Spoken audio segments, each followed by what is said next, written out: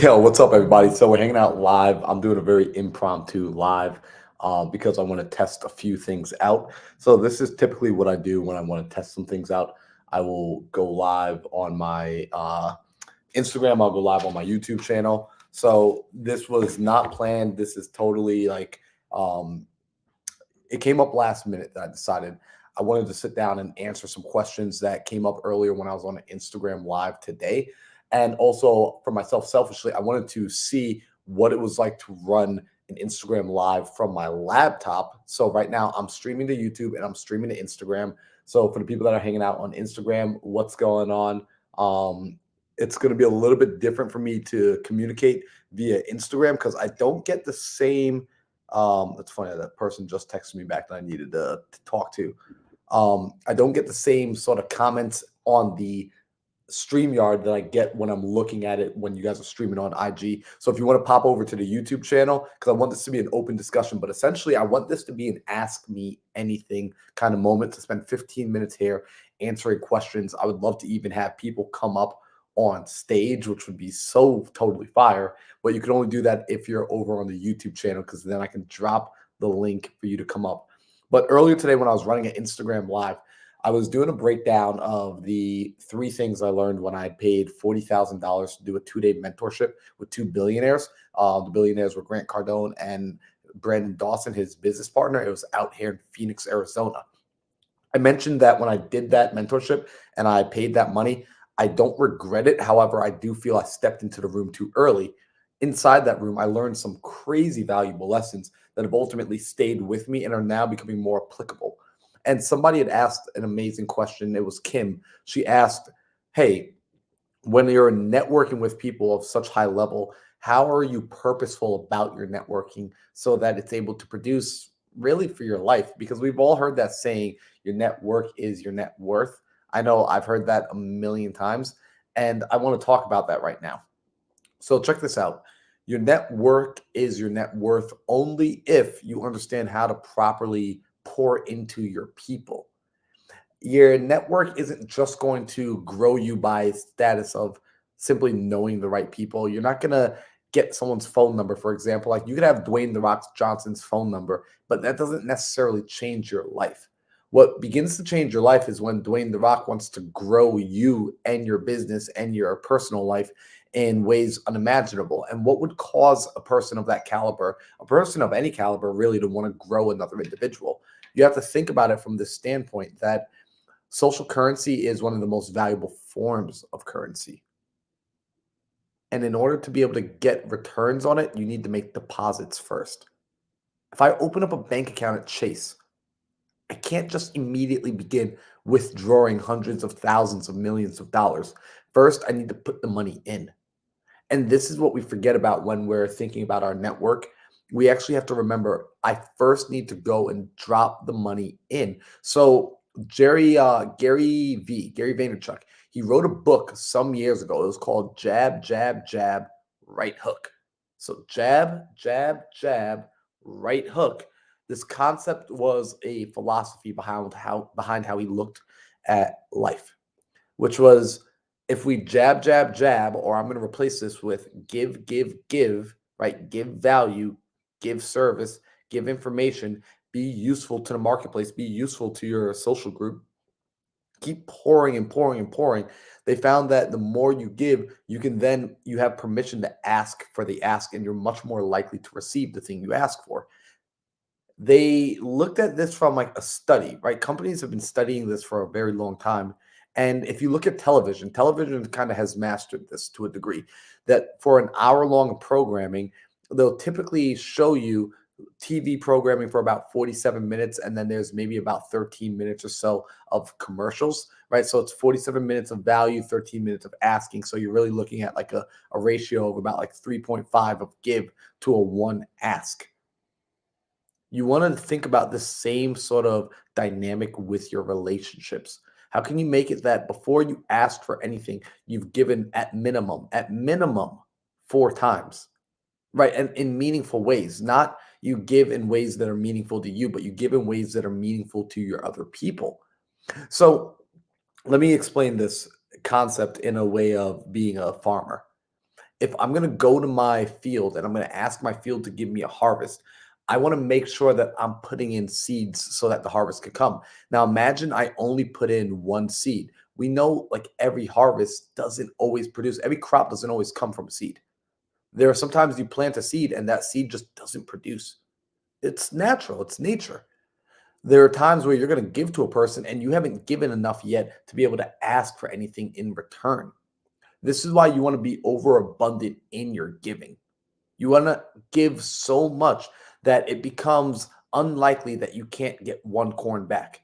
So if I go out and I plant 100 seeds of corn, it's very likely that when I come time for an ask, there's at least one corn in the harvest for me. My relationships, I want to do the same thing. This is why it actually starts to confuse people a little bit when you spend so much time with them and then you keep on giving, and you don't ask for anything. As you naturally do this, reciprocity kicks in. And I'm just trying to tell you how I network at a higher level. Reciprocity will begin to kick in. Also, if you're joining me on Instagram, here's what I'm going to do for the people, because I'm on both Instagram and YouTube right now. If you're on the Instagram, comment YouTube and it'll give you the link to my YouTube. I don't think I have the automation set up that will bring you directly to this YouTube video. So it'll just bring you to the overall YouTube channel.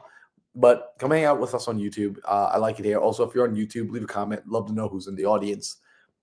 When you're giving, this is how you start to make it so that your network ultimately gives back to you. Well, all right, look at this for a minute. I met a gentleman a few years back when I was doing when I was first getting into real estate, and we were at a local RIA. And when we were at that RIA, people stood up and they spoke about what they have and what they need. And he said, I have about 8 student rentals. We're doing some properties in a few other states. We got a few flips going on, and I'm currently looking for more funding. I forget what he actually even said. He was looking for something. And I heard that and I said, man, that's a person I want to get to know.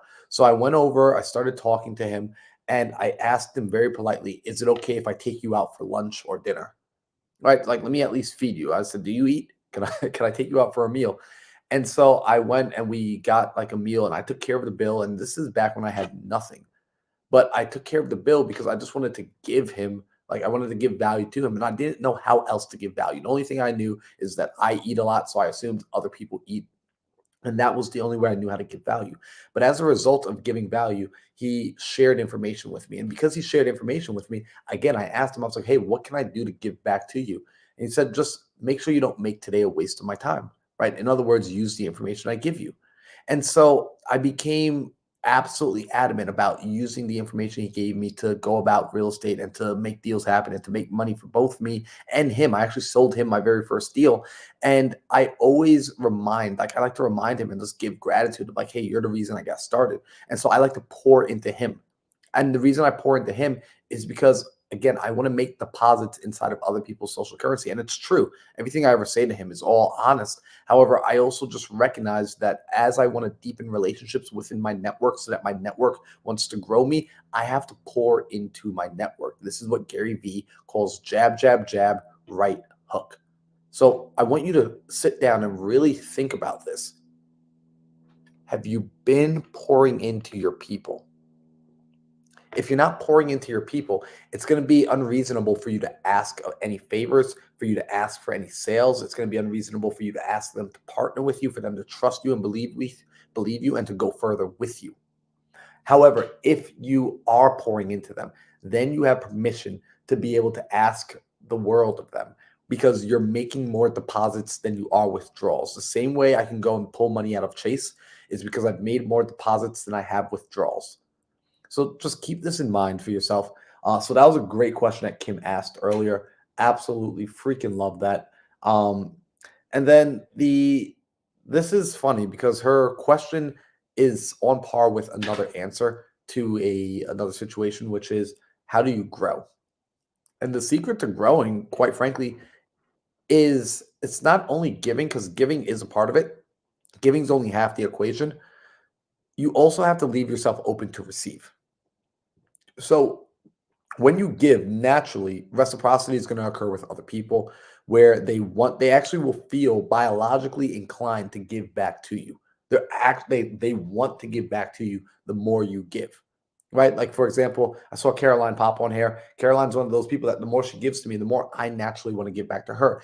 Humans are hardwired to want to give back. You scratch my back, I scratch yours. So you have to open yourself up to receiving as well, because oftentimes you will do the things and then a person is insistent on they want to give and you're refusing to receive. It's really hard to grow when you won't allow yourself to receive. Now, you might be saying, hey, I'm not receiving yet so that I can receive later, which is perfect. However, you don't want to position yourself in a place where you never receive, because ultimately, if you've ever read The Go Giver, great book, by the way, by Bob Berg, it speaks about never receiving is the equivalent of trying to live life by only exhaling. Imagine, I'm going to live my life only breathing air out. That's what people are doing when they say, I'm only ever going to give. You also have to breathe back in. Now, I do breath work. One of my coaches, Ryan, he does breath work with me. He came through to the mastermind and led everyone through an amazing breath work session. And what we do is we do a lot more exhaling, of course, and we're releasing things from inside. However, we do inhale, we do bring it back in. You want to make sure that in your life, as you give, you open yourself up to receive. So, guys, I just wanted to drop that little nugget there for you. I'm going to bounce off of this because I wanted to do a quick Q&A. I wanted to answer that question real quick. And like I said, I also wanted to come on here and test how to use the StreamYard to stream onto Instagram. So, guys, thanks for hanging out, being my little bit of a test dummy here with me on this one. So I appreciate the audience. I appreciate y'all on YouTube for kicking it with me. Appreciate y'all on Instagram for kicking it with me. And I'll see you guys back here in the future. We'll probably be back on next Tuesday for an episode of the Think Big podcast.